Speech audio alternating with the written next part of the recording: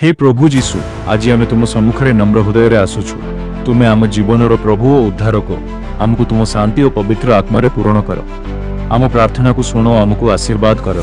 हे प्रभु, तुम असीम प्रेम पाई धन्यवाद। तुमे आमको रक्षा करुछ, आमको पथ देखाउछ।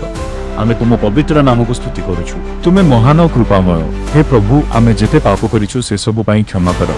हे प्रभु जीशु, तुम महान प्रेम और कृपा पाई आमे तुमको धन्यवाद देउछु।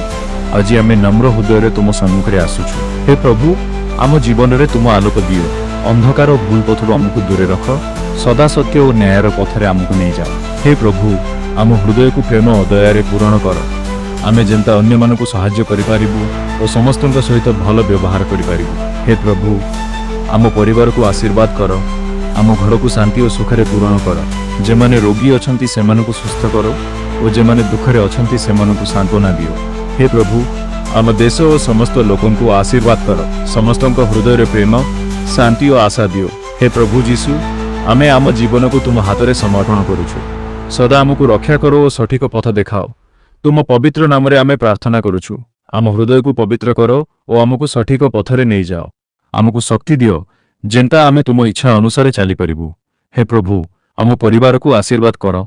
आम घर को शांति, प्रेम और आनंद रे पूर्ण कर। समस्त को स्वास्थ्य और सुरक्षा दियो। हे प्रभु, आम देश को आशीर्वाद कर। दुखी, रोगी और आवश्यकता रे थिबा लोक माननकु सहाय्य कर। समस्त को तुम प्रेम अनुभव करिवार अवसर दियो। हे प्रभु जीशु, आजिर प्रार्थना पाई धन्यवाद। आम जीवन रे तुम आशीर्वाद रहू। आमको सदा तुम पथरे चलने को सहाय्य कर। तुम पवित्र नाम रे आमे प्रार्थना करुछु।